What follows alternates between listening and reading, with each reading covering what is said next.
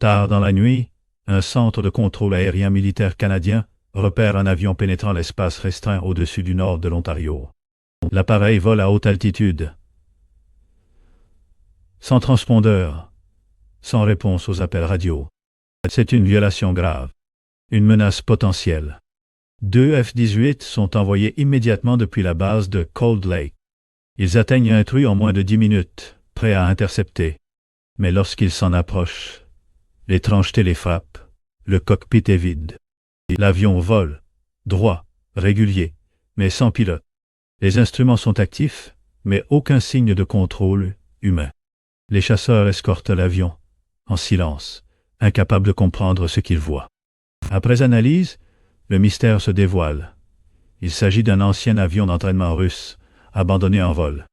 Le pilote s'était éjecté 2 heures plus tôt, en mer Baltique, à cause d'un moteur défaillant. Mais l'avion, lui, avait continué à voler tout seul, traversant plusieurs frontières, plusieurs fuseaux horaires. L'affaire est classée, mais elle déclenche une vague de réformes. Des satellites de surveillance sont recalibrés. Des procédures d'identification automatique sont instaurées.